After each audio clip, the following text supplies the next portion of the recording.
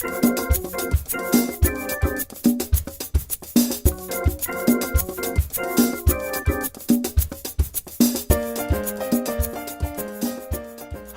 my name is Tristan Enyo, but in real life I'm Nicholas Oster. My thesis is about the lack of an objective self-assessment tool in music. Students possess an underdeveloped ability to self-analyze and lack an objective evaluation tool for assessing their own musical performance. Where there is no substitute for good assessment skills, listening to and watching high-quality recordings and videos of their own musical performance, as well as using self-evaluating computer software like Smart Music, can provide an objective tool for students of any age or ability level to properly analyze, critique, and detect errors in their performance. When I first started teaching, I was shocked at students' inability to self-assess themselves accurately, especially in the field of musical performance. Students would perform music, and then, if I asked them to critique that performance, they would often be quite inaccurate.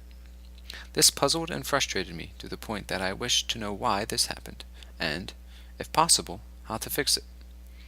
Then, at the end of my second year of teaching, I enrolled in a master's program with Full Sail University. After learning that I must complete a thesis, this topic became what I wanted to work on. I now had a means and a necessity to work on this problem. After doing some research, I found that numerous experts had found this deficiency in not only music, but in nearly every field of study.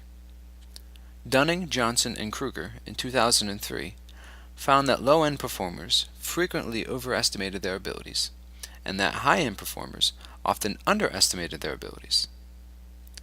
Dye and Rin in 2008 argued that the big fish, little pond effect was to blame for this inability to self-assess.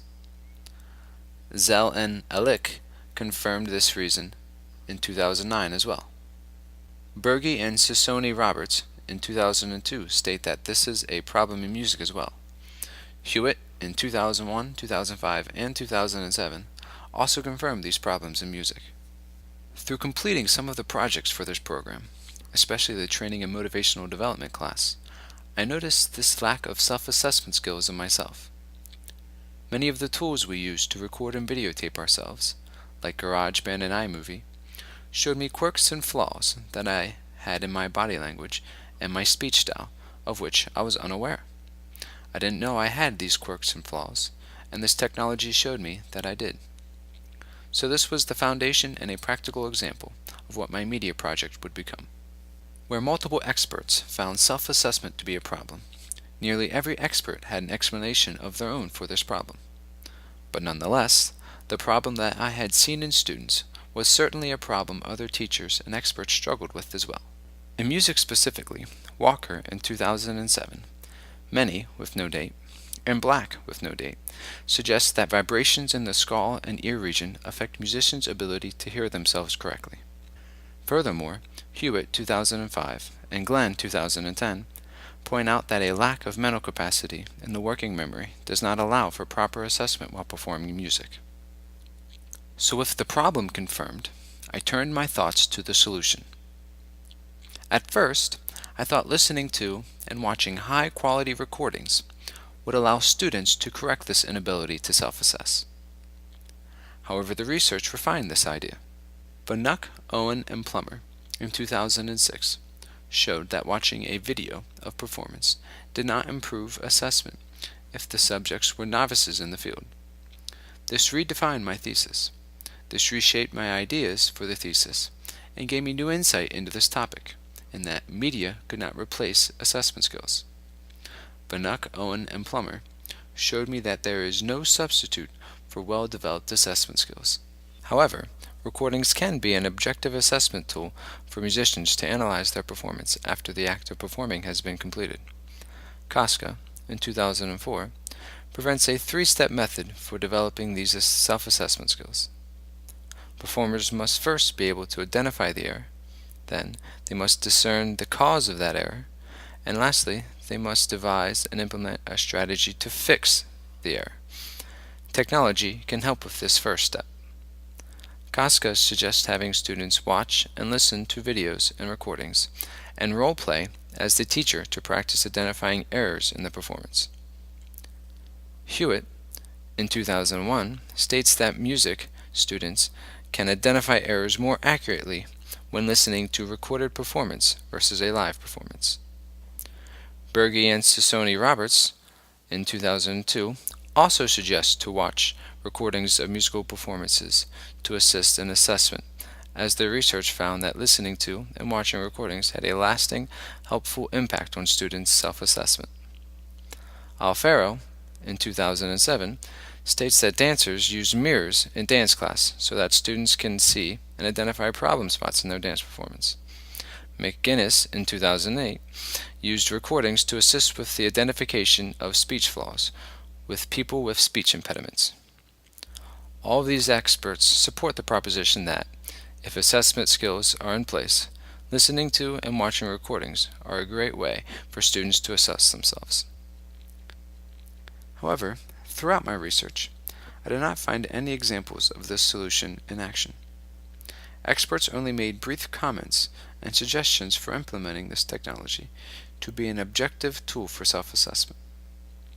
Experts discussed the problem, what could and should be done to help, but I did not find anyone who actually laid out a plan that could be an example to those looking to implement technology as an objective self-assessment tool.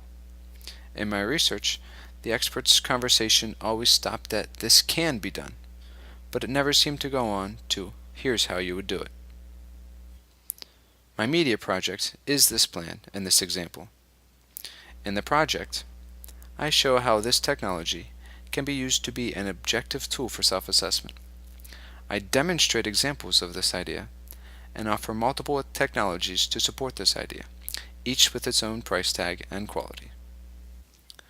My media project was originally designed to be one long, approximately 20-minute video, showing some of the technologies that could be used.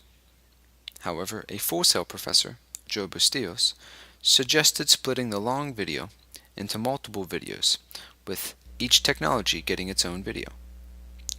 This suggestion was great, as it cut the 20-minute video into several 2 to 5 minute videos, which is much easier to use and easier on the viewer.